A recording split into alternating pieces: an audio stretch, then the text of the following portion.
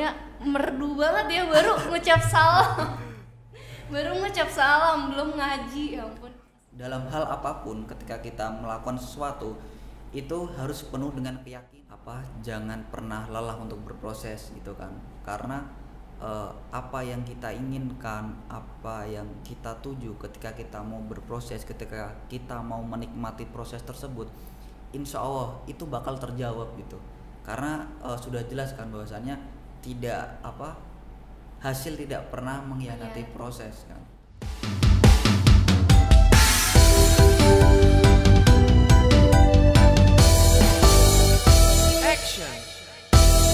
Assalamualaikum warahmatullahi wabarakatuh. Balik lagi dengan channel Sarjanamu, gudangnya generasi berkeunggulan. Dengan saya Aura Felicia Veranda, langsung dari gedung VIP UMJ lantai 3 Studio 007. Alhamdulillah, hari ini kita kedatangan tamu spesial yang pastinya sosok menginspirasi masyarakat ya, mahasiswa mahasiswa VIP UMJ terutama.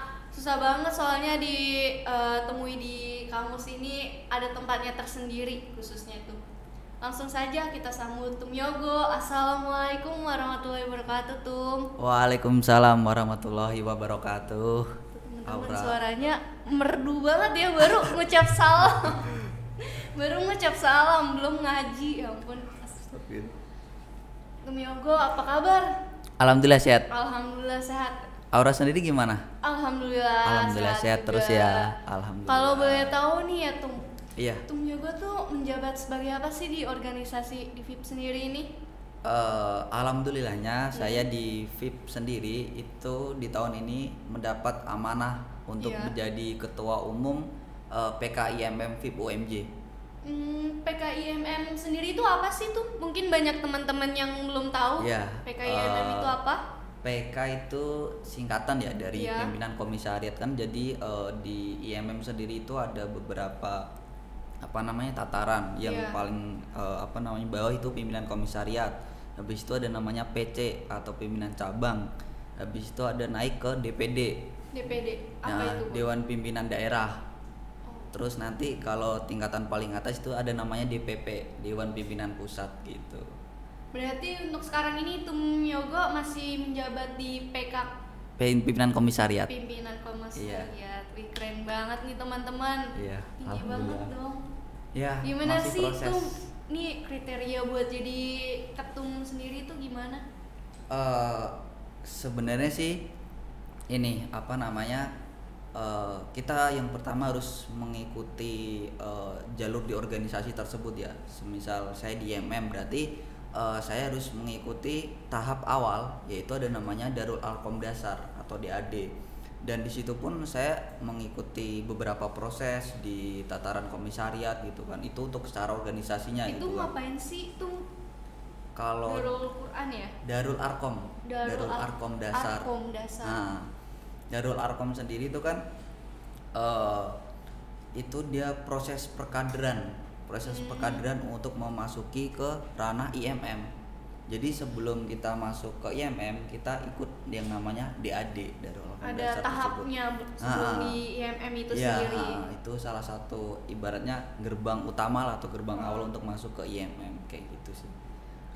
Terlepas dari situ juga ada dorongan motivasi dari teman-teman mungkin, atau dari beberapa kakak-kakaknya yang hari ini membimbing saya sehingga bisa sampai hari ini saya bisa seperti ini tuh. Jadi ada dorongan eksternal dari luar maupun ada dorongan internal dari saya pribadi, seperti itu sih, sehingga saya bisa alhamdulillah bisa seperti ini gitu.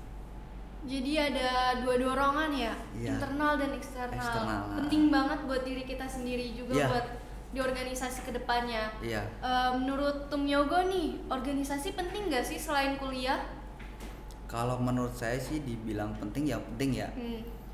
Karena dengan ketika kita mengikuti organisasi itu salah satunya mampu terkhusus buat saya itu membentuk karakter dari saya sendiri. Mungkin yang tadinya saya pemalu mungkin ya kan, terus yang mungkin tadi saya untuk berbicara aja masih kaku gitu atau apa itu, tapi kan setelah mengikuti organisasi alhamdulillah saya dilatih untuk berbicara di depan banyak mahasiswa kayak gitu kan.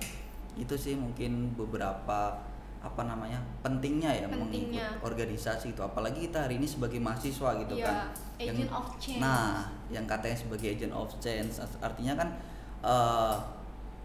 secara tidak langsung kita itu apa namanya diminta untuk terjun terhadap bukan hanya sebatas mahasiswa tapi bagaimana setelah nanti kita lulus kuliah kita mampu bermanfaat untuk sekitar atau untuk masyarakat, seperti itu sih. Nah teman-teman, bagus banget nih pentingnya kita berorganisasi. Kita bisa melatih skill kita berbicara di depan banyak orang. Salah satunya itu baru salah satunya doang. Manfaat lainnya kita ikut organisasi itu banyak banget. Banyak, apalagi kan ini ya apa namanya banyak orang berbicara bahwasannya di bangku kuliah itu hanya 25%, 75%-nya kita dapatkan di dari lapangan, luar atau di lapangan, seperti itu sih. Makanya kalau menurut saya ketika kita masuk ke perguruan tinggi, menurut saya sih alangkah lebih baiknya kita mengikuti organisasi, seperti itu sih. Tum Yogo sendiri tuh ikut organisasi dari SMA atau dari SMP gitu, sebelumnya udah ada pengalaman gitu, makanya bisa jadi ketum IMM gitu. Jujur ya, sebenarnya sih waktu saya SMP maupun SMA itu saya belum pernah mengikuti organisasi. Belum pernah sama sekali gitu. Paling organisasi di rumah atau di masyarakat kayak apa namanya? Karang Taruna gitu. Remaja masjid saya. Remaja masjid, tapi untuk organisasi di sekolah saya belum pernah mengikuti. Baru di waktu perkuliahan saya mengikuti organisasi seperti itu. Kerasa banget perbedaannya antara ikut organisasi yang di rumah itu sama yang di kampus. Sangat apa namanya berbeda sekali ya, karena kan memang apa ketika di organisasi di kampus kan kita ada aturan-aturan khususnya, terus terkait tertib administrasi, seperti maksudnya aturannya pun jelas lebih gitu kan. Lebih rinci lagi daripada yang sebelumnya. Seperti itu. Terus menurut Tum Yoga sendiri nih, ada orang misalnya nih ya Tum, dia tuh mau ikut organisasi tapi niatnya setengah-setengah gitu. Itu gimana sih, kan karena ikut organisasi kan dari niat sendiri ya, harus tulus gitu biar jalaninya lancar. Ya mungkin kembali lagi ke awal dia niatnya mau berorganisasi itu seperti apa itu kan. Mungkin memang ketika di awal kita kan pasti kayak meraba-raba seperti itu ya. Jadi kita masih kadang itu ketika kita mau berorganisasi pertama kali mungkin kayak ini organisasi seperti apa sih, pasti kan ada rasa setengah-setengah gitu kan. Tapi harapan saya dalam hal apapun ketika kita melakukan sesuatu itu harus penuh dengan keyakinan. Artinya apa? Ketika nanti kita di awal sudah yakin bakalan kedepannya itu enak, tapi ketika kita ada keraguan itu mendingan, kalau menurut saya mendingan nggak usah gitu kan. Ada pepatah bahwasannya ketika kalian ragu dan bimbang mendingan mundur aja sebelum terjun gitu. Nah seperti itu. Menurut Tum Yoga sendiri sih ada keuntungan nggak sih ikut organisasi ini, khususnya di IMM sendiri? Ya, kalau menurut saya sih kalau kita berbicara untung ya pasti untung ya, tapi kan kembali lagi artinya harus ada manfaat yang bisa kita ambil, feedback dan buat kita sendiri juga apa. Iya, dan salah satunya kita juga harus menghidupkan organisasi tersebut, salah satunya di IMM itu. Jadi ketika di IMM itu saya sering dikasih informasi bahwasanya apa sih yang kalian mau berikan terhadap IMM ini gitu, apa kalian hanya sebatas ikut-ikutan atau bagaimana gitu kan. Tapi kalau untuk kembali ke diri saya sendiri ya, ketika saya mengikuti IMM, organisasi IMM itu luar biasa ya. Mungkin kalau bisa saya jelaskan sih mungkin banyak gitu kan. Dapat pengalaman baru juga. Karena kan ketika saya mengikuti organisasi di IMM itu saya bukan hanya sebatas kenal teman-teman di lingkup fakultas aja, tapi ketika saya mengikuti perkaderan itu saya bisa kenal sama teman-teman di universitas lain atau teman-teman. Jadi dapat banyak relasi juga ya dari organisasi itu. Iya, itu salah satunya. Terus kita juga belajar terkait kepemimpinan, terus bagaimana kita harus dituntut untuk apa belajar dan belajar itu yang hari ini yang apa namanya saya alami lah kayak gitu. Terus Tum Yoga ada rasa capek gak sih Tum ngikut organisasi ini kan karena menyita waktu banget ya. Terus gimana juga tuh cara memanage waktunya antara kuliah, organisasi, keluarga dan lain-lain mungkin? Iya, kalau dibilang capek sih kembali lagi ke komitmen kita ya. Kalau kita melakukannya dengan rasa senang atau dengan ketulusan hati kita terus enjoy ya. Kalau menurut saya sih biasa aja gitu. Mungkin biasa. Ya ada kadang mungkin ada rasa capek gitu kan, tapi kan tinggal bagaimana diri kita mengatur itu. Misal kalau dari saya sendiri sih ketika saya capek paling saya istirahat bentar gitu kan, nanti berlanjut lagi. Jadi jangan sampai stagnan gitu. Dan apa di dalam organisasi pun kita dilatih untuk apa disiplin waktu, memanage waktu. Jadi kita harus mampu mengimbangi antara organisasi, antara kuliah, antara kapan kita bisa berkumpul sama keluarga. Jadi itu kembali lagi ke diri kita gitu. Tapi walaupun tidak bisa dipungkiri bahwasannya rasa malas itu pasti ada gitu, tapi kan kembali lagi ke diri kita gitu. Hari ini kita apa guna dan fungsinya apa di organisasi untuk apa, yaitu untuk disiplin waktu, untuk bagaimana belajar terkait kepemimpinan, seperti itu sih. Tergantung dari kitanya sendiri. Kalau capek tuh istirahat teman-teman, jangan berhenti stuck di situ. Kita harus tetap tumbuh dan tumbuh, belajar dan belajar. Apalagi kan apa namanya ketika kita berorganisasi kan pasti ada aja problem ya kan, problematika entah dari sama mahasiswa atau di internal organisasi tersebut. Terus ketika ada tugas dari dosen maupun ada tuntutan dari orang tua kan kita harus mampu apa namanya memanajemen itu semua. Kalau kita nggak mampu memanajemen itu semua ya kita pasti berantakan gitu. Organisasi nggak berjalan, kuliah berantakan, terus hubungan sama orang tua juga mungkin banyak ini kan renggang mungkin. Kayak seperti itu sih. Yang penting tinggal bagaimana kita aja untuk memanage waktu itu semua. Mungkin dalam 1 minggu mungkin di hari Senin sampai Sabtu mungkin kita untuk kuliah sama organisasi, mungkin dari minggunya kita bisa berkumpul sama keluarga. Oh jadi dibuat listnya dulu gitu ya sebelum kita ngelakuin kegiatan biar nggak berantakan mungkin. Iya. Terus menurut Tum Yoga sendiri kalau misalnya ada anggota Tum Yoga nih nggak sepakat sama mungkin ide atau pendapat Tum Yoga gitu, cara mengatasinya gimana ke anggota Tum Yoga sendiri? Ya itu kan sudah menjadi dinamika dalam organisasi kan tadi ketika kita kembali lagi ke definisi organisasi bahwasanya definisi organisasi kan sekelompok orang ya kan untuk mencapai tujuan bersama. Nah tinggal bagaimana caranya kita di situ bukan saling ngotot ya, tapi kan kita sama-sama cari jalan jalan tengahnya. Kita ingat lagi bahwasannya kita berorganisasi ya untuk organisasi ini gitu, bukan karena kepentingan kita pribadi atau kepentingan ego kita sendiri. Jadi semisal ada clash atau kurang sepakat ini tuh udah menjadi suatu kewajaran di organisasi kalau menurut saya, karena yaitu dinamika sebuah organisasi kan seperti itu. Karena banyak kepala juga di organisasi, nggak bisa kita satuin semua. Mungkin pendapatnya bisa kita ambil gitu dari sisi positifnya. Apalagi kalau di IMM kan sifatnya kolektif kolegial.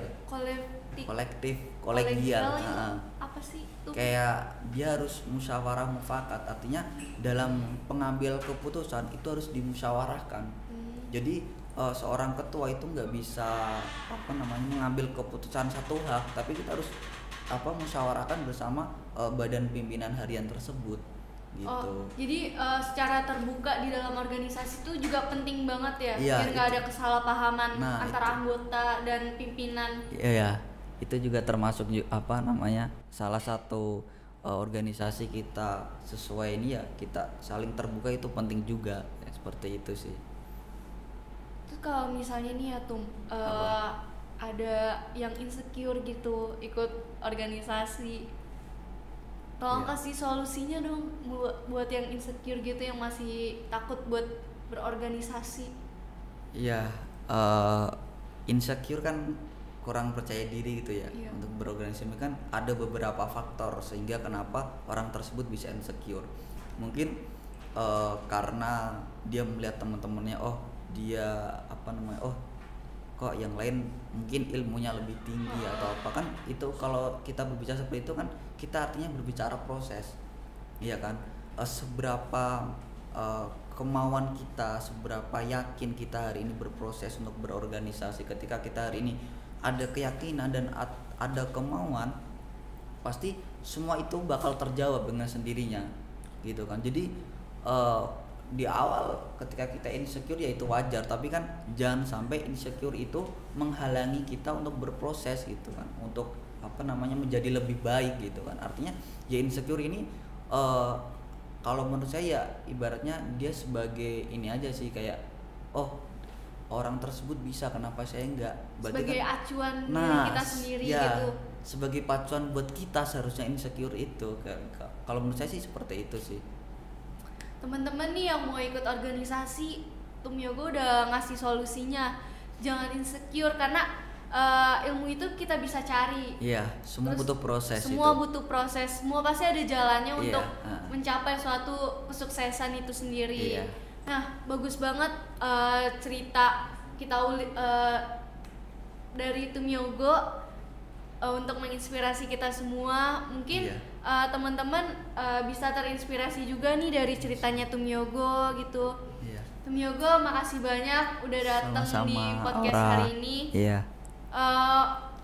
Tumyogo, tolong kasih pesan terakhirnya dong buat kita semua nih, gimana? Pesan terakhir ya? Iya, pesan terakhir kalau untuk organisasi mungkin. Iya, kalau dari saya sendiri sih pesannya mungkin jangan pernah lelah untuk berproses gitu kan. Karena apa yang kita inginkan, apa yang kita tuju ketika kita mau berproses, ketika kita mau menikmati proses tersebut, insya Allah itu bakal terjawab gitu. Karena sudah jelas kan bahwasannya hasil tidak pernah mengkhianati proses kan. Artinya dengan kondisi apapun, dengan apapun itulah, ya kita harus tetap berproses itu, nikmatin proses tersebut itu. Jangan pernah kita lelah lah belajar, dan anggap hal apapun itu sebagai proses pembelajaran. Artinya apa? Ketika kita menjadikan itu sebagai pembelajaran kita, artinya kan ada ilmu atau ada pembelajaran yang bisa kita ambil, ya kan, dan itu mampu menjadi evaluasi buat kita untuk semakin maju untuk ke depan atau semakin berkembang gitu sih. Jadi teman-teman jangan pernah takut buat melangkah lagi. Tadi bagus banget yang pesan terakhir yang Tumyogo sampaikan. Nah, mungkin hari ini cukup sekian podcastnya Tumyogo. Makasih banyak telah meluangkan waktunya. Iya, terima kasih juga. Teman-teman jangan lupa like, comment, and subscribe YouTube channelnya Sarjanamu, gudangnya generasi berkeunggulan. Assalamualaikum warahmatullahi wabarakatuh. Waalaikumsalam warahmatullahi wabarakatuh.